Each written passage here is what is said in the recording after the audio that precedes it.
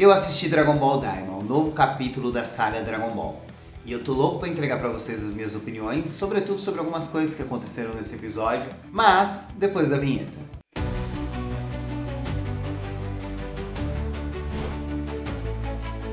Bem, galera, Dragon Ball Daima começou já dando uma conectada bem direta, né, ao final da saga Buu. Ele trouxe algumas coisas interessantes que a gente vai comentar ao longo desse vídeo, mas antes de tudo, eu quero saber o seguinte: você já se inscreveu nesse canal? Você já está inscrito aqui nesse canal? Já apertou o inscreva-se aqui? E além disso, você ativou o sininho? Porque o sininho garante que você vai receber as notificações de cada vídeo novo que sair aqui. E eu vou comentar episódio por episódio de Dragon Ball. Visto isso, para que eu continue incentivado a produzir conteúdo para você, você poderia deixar o like, né? Não custa nada, é de graça. E melhor ainda, você pode deixar o hype. Esse botão foi criado especificamente pelo YouTube para ajudar canais como o meu, que são bem pequenininhos, a crescer e aparecer dentro da plataforma. Dá essa força aí pra mim. E antes de eu colocar aqui a minha opinião, eu quero saber a sua. O que você achou do primeiro episódio do Dragon Ball Daima? O que você acha dessa continuação da saga Dragon Ball? Quero saber sua opinião, hein?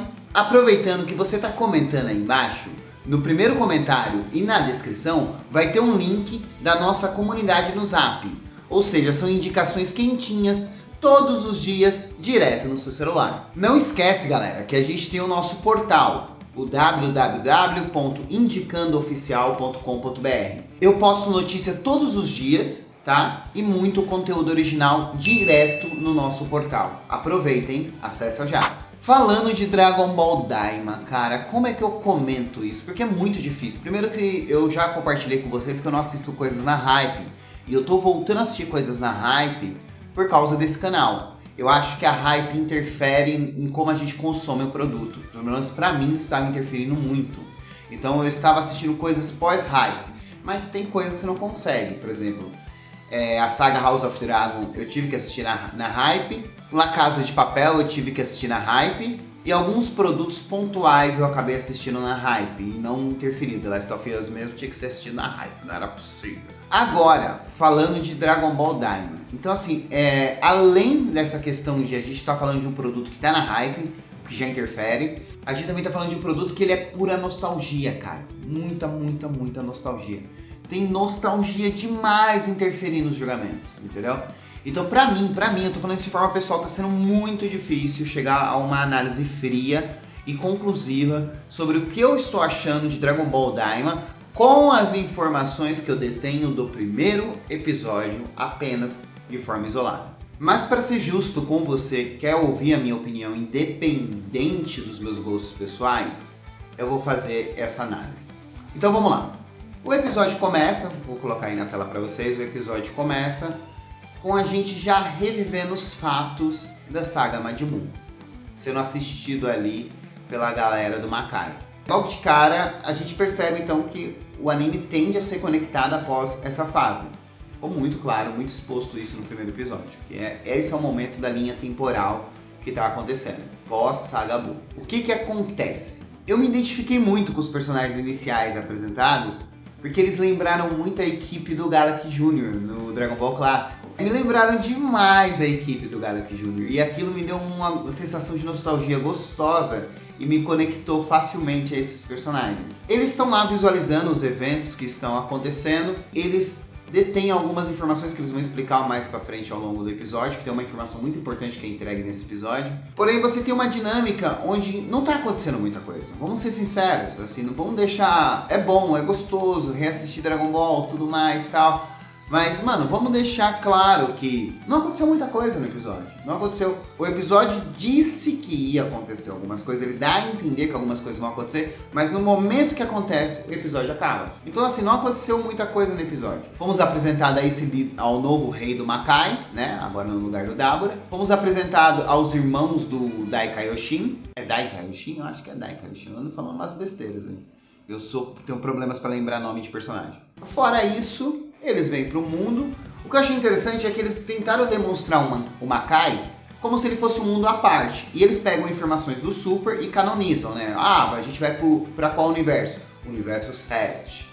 Então eles canonizaram as informações que estão no Super nesse Dragon Ball Daima. Isso foi legal. O também demonstrou que o Makai, ele é tipo como se ele fosse um universo por si só. E dali você consegue acesso a todos os universos. Outra informação muito importante que acontece ali no meio do episódio, quando eles chegam ali na terra do Dragon Ball, é que eles têm aquela comunicação com aquele Namekuseidin. E aí eles soltam bastante informação. Eles soltam que aquele Namekuseidin que eles trazem com ele é tipo o criador original das esferas do dragão. E eu achei mega interessante isso porque isso explica porque todo o Namekuseidin fora, espalhado pelo universo, tenta criar as esferas do dragão. É uma coisa que está enraizada no DNA deles, entendeu? Isso foi muito legal. Vamos esperar o gato terminar aqui? É isso, ele está terminando. Aí o que acontece? Isso define bem, porque quando o Kami-sama no Dragon Ball Z fala sobre as esferas do dragão, ele fala que isso parecia uma lembrança do seu passado, que era uma coisa que ele precisava fazer ali naquele mundo. Uma coisa que eu achei muito legal é que finalmente estou começando a explorar um pouquinho desse universo, que é uma coisa que existe em Dragon Ball, mas nunca foi explorado, que é o universo da magia. Existe a magia em Dragon Ball, isso sempre foi muito claro. Existem os poderes que os guerreiros Z executam, mas existe magia mesmo. Você tem magia com o Babidi, você vai ter magia com a irmã do Mestre Kami. Então assim, já era um mundo que estava envolto em magia, mas isso nunca foi explorado. Não sei se vai ser explorado agora. Mas deu a deixa de que existe a possibilidade. Eu gostei disso, achei muito legal. Outra informação assim crucial, mega importante que esses caras dão. E lembrando, se lembra que eu conectei vocês dizendo assim, não é o que é explicado no episódio, mas a ideia que dá a entender é que o Makai é como se ele fosse um universo separado. O irmão do Dai Kaioshin, ele fala: ah, você tem orelhas pontudas, vocês têm orelhas pontudas, vocês são todos do Makai. Ele meio que dá a entender assim, qualquer ser que tenha orelhas pontudas é advindo do Makai. E tem vários personagens em Dragon Ball que têm orelhas pontudas, que a gente nunca imaginou que eles poderiam vir de algum lugar, porque a Terra em Dragon Ball é muito misturada, né? Tem animais, e é uma coisa muito normal, é uma Terra muito diversificada. Não são os animais, porque tem os animais mesmo, mas qualquer ser com essa aparência um pouquinho assim diferenciada e orelhas pontudas, pode ser que venha do Makai. E mais uma vez a gente conecta isso ao Galek Jr., né? Da saga clássica. E esses personagens, assim, eles lembram muito o core do Galek Jr. e o grupinho dele na saga clássica. Demais, até demais. Bem, aí após isso, a gente tem ali a gente vê os clássicos, Goku, Vegeta e a galera toda.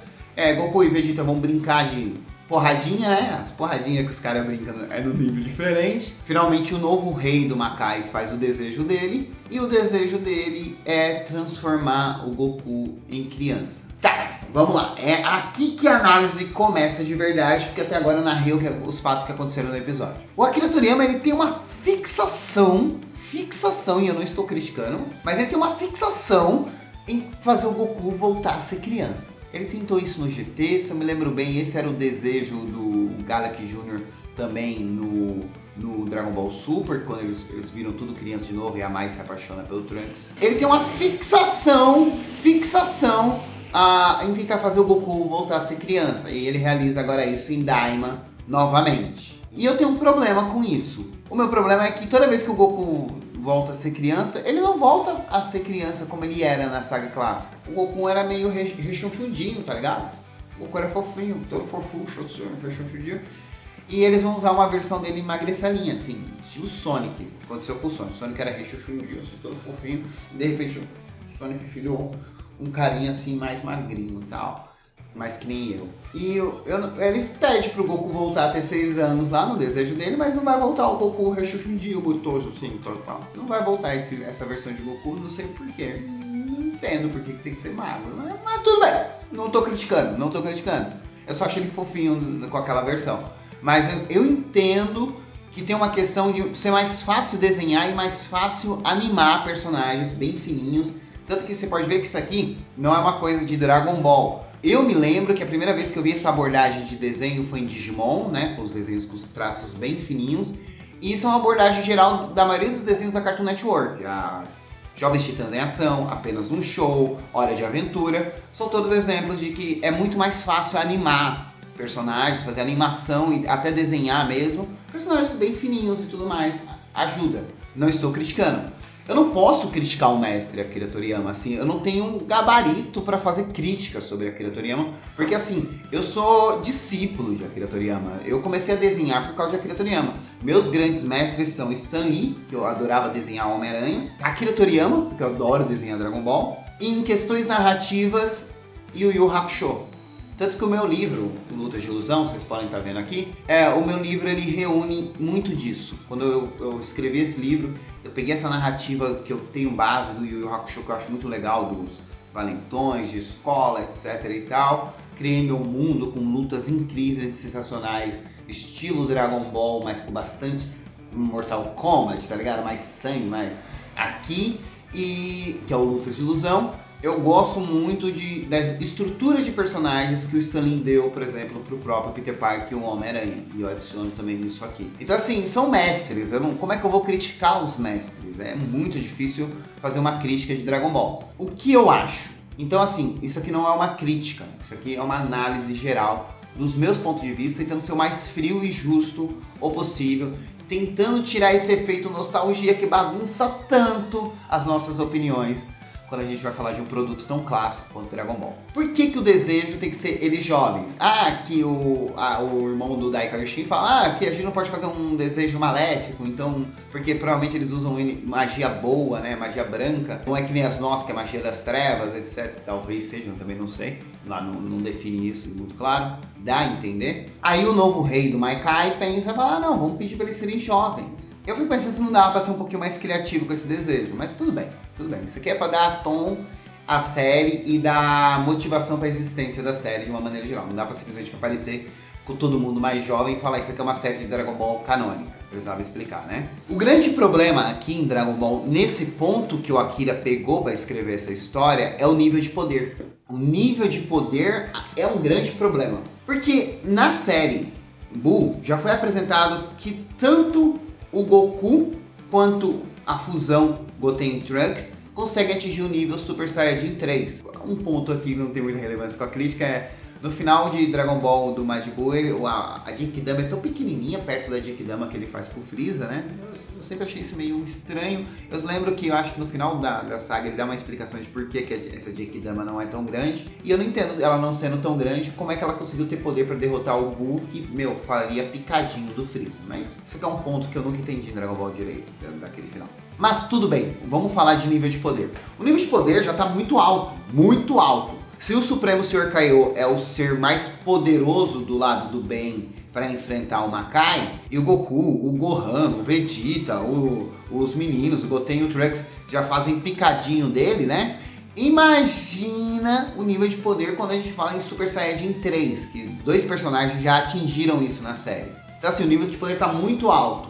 E eu entendo que uma opção do Akira é para reduzir o nível de poder e deixar eles mais jovens, para equilibrar a questão. E até eles colocaram que as crianças virem bebês, para o oponente realmente ser o Goku. E eu lembro que isso também já foi explorado em Dragon Ball GT. Em Dragon Ball GT isso é explorado e fala que o Goku criança, né, porque também no Dragon Ball GT ele também é criança. Eu gosto da série, sei que a série é mais fraca perto das outras, mas eu gosto da série. E levando o Dragon Ball GT em consideração, no Dragon Ball GT, o Goku vira Super Saiyajin 3 e ele fala que o nível de poder dele está muito abaixo, muito reduzido, pelo fato dele estar como uma versão criança.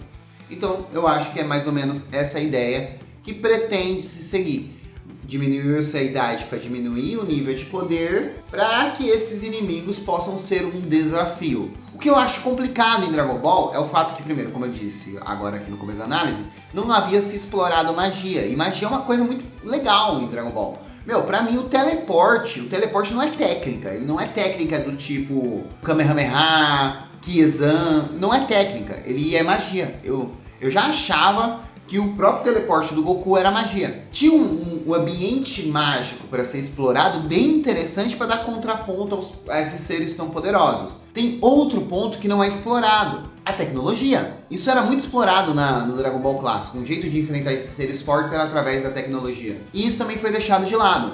Só que a gente tem que levar em consideração que no Super, quando o 17 aparece, ele tá no mesmo nível de luta de um Super Saiyajin Blue. Então a gente passou Super Saiyajin 3, foi pra Super Saiyajin God, Super Saiyajin Blue, e o 17 enfrenta de igual para igual um Super Saiyajin Blue. Então isso demonstra que o Makijero era um gênio ao ponto de criar uma tecnologia que já estava muito acima dos níveis. Assim, foi desenvolvido depois, o 17 descobre esse poder todo dele, vamos dizer assim, depois, mas que chegaria num nível tão poderoso. Então assim, tem uma capacidade tecnológica dentro de Dragon Ball que também dava para explorar, e isso não é explorado. E falando de forma geral, então, na análise desse episódio, o que eu acredito? Eu acredito que a série vai se guiar para brincar um pouco mais com magia, isso vai ser interessante, só que vai ser umas aventurinhas. Vai ser umas aventurinhas mais próximo do estilo Dragon Ball clássico, que também é o que eles tentam fazer no GT. O GT, a ideia é viajar pelos planetas atrás das esferas do dragão.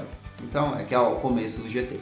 Como eu disse, isso é uma fórmula já tentada. Não sei como é que ela vai ser explorada, e o Akira é o mestre. Ele sabe como fazer as coisas, sobretudo de forma comercial, para dar certo. Se eu gostei do episódio, eu adorei. Eu adorei, o episódio foi maravilhoso, foi incrível, foi sensacional, bateu na minha nostalgia, faltam só as lágrimas descerem do rosto. Não apresentou muita coisa, o resultado do episódio você não vê, que é eles virarem criança. Não viu, você não viu.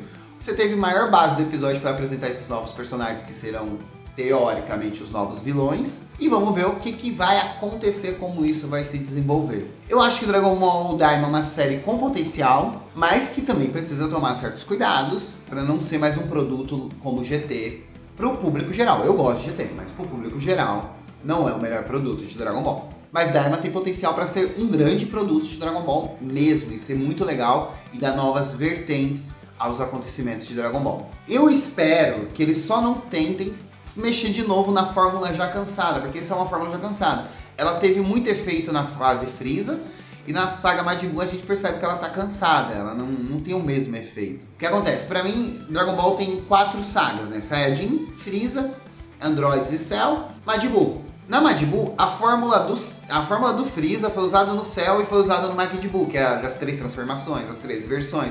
Chega, superamos isso. O Super mostrou que dá pra fazer diferente. Dá pra partir pra inimigos de uma maneira mais interessante. O Jirei mesmo é um inimigo incrível, sensacional. É só poder.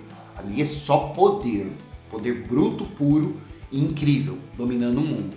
Acho sensacional. Então assim, já demonstrou que a gente consegue criar narrativas e inimigos memoráveis, o Super demonstra isso, sem precisar fazer esse negócio de 3 fases para um único personagem e tudo mais. Entendeu?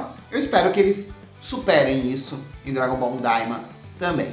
Além disso, é esperar para ver, tô louco pelo próximo episódio.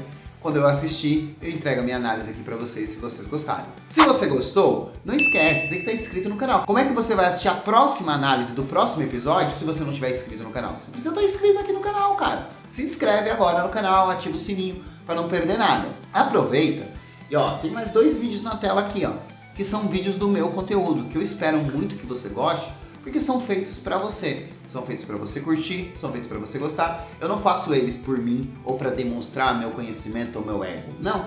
Eu faço tentando entregar pra vocês um conteúdo de qualidade. Isaías Leal, desligando!